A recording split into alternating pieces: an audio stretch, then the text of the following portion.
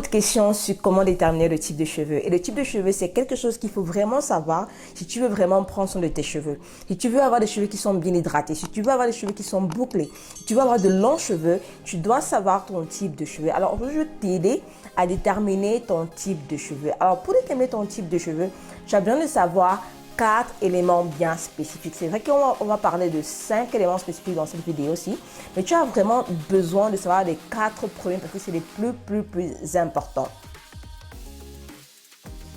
Le premier élément qui est très important, c'est de savoir sa porosité. Alors la porosité sert à quoi? La porosité nous dit comment les produits sont absorbés dans les cheveux. Alors tes cheveux ont différentes porosités et il y a 3 types de porosité. Il y a une porosité qui est grande, il y a une porosité qui est faible et une porosité qui est normale. Tu vois, donc tu dois savoir déterminer c'est quoi la porosité parce que tu dois déterminer comment tes cheveux absorbent les produits. Ça c'est très important parce que si tu ne sais pas ou même si tu détermines la mauvaise porosité, tu auras des problèmes de sécheresse tout le temps, tu auras des problèmes tout le temps avec tes cheveux et tu vas pas comprendre qu'est-ce qui se passe. La deuxième chose à savoir, c'est la densité de tes cheveux. La densité de tes cheveux représente le nombre de cheveux que tu as sur ton cuir chevelu. Il y a des gens qui ont beaucoup de cheveux sur le cuir chevelu, il y a des gens qui ont juste un tout petit peu, comme moi, et des gens qui ont des cheveux qui sont normaux. Donc le nombre de cheveux que tu as sur la tête, quel est le nombre de cheveux? Quelle est ta densité? Tu dois le savoir. Le troisième élément, c'est la texture de tes cheveux. Quelle est la texture de tes cheveux? Est-ce que tes cheveux sont gros grains? Est-ce que tes cheveux sont petits grains, c'est-à-dire que très minces, très fines comme les miennes par exemple? Ou bien tes cheveux sont normaux, c'est entre les gros grains et les minces quoi. Donc, quelle est la texture de tes cheveux? Le quatrième élément, c'est l'élasticité. Cela signifie que quand tu tires tes cheveux, est-ce que tes cheveux rebondissent et reprennent leur longueur normale ou bien quand tu les étires, ils se cassent ou bien tu les étires, ils restent longs comme tu as étiré? Quelle est l'élasticité? Il y a 2 types d'élasticité de tes cheveux. Il y a une élasticité qui est bonne, cela signifie que tu as tiré tes cheveux et ils sont rentrés comme ils étaient avant. Et une élasticité qui est mauvaise, qui signifie que tu as tiré les cheveux, ils sont restés longs ou bien ils se sont cassés pendant que tu étais en train de les tirer. Alors, déterminer ça aussi est très important parce que ça montre que tes cheveux sont en bonne santé ou pas.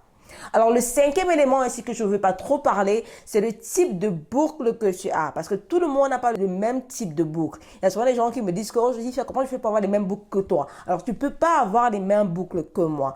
En fonction de tes cheveux, tes boucles auront une certaine forme. Il y a les formes qui sont O, il y a les formes qui sont S, il y a les formes qui sont comme ci ou comme ça. Franchement, moi, personnellement, je suis troublée avec la forme des boucles parce que très souvent, ils n'aident pas dans ton entretien. Ils sont seulement bien à savoir pour le visuel, c'est tout. Mais de déterminer la forme de tes boucles ne va pas t'aider à prendre soin de tes boucles. Vous voyez? En tout cas, pour moi, c'est pas très important. Mais si tu veux savoir ça, il est bien de savoir si tu veux. Mais aussi, tes boucles sur tout ton ensemble de ta tête seront différents. Devant, tu pourras avoir une forme qui est S. Derrière, tu pourras avoir une forme qui est O. À gauche, tu pourras avoir une forme qui est L. Donc, souvent, tu n'as pas le même type de boucle un peu partout. Et aussi quelque chose qu'il faut savoir, c'est que déterminer tout cela, c'est très important.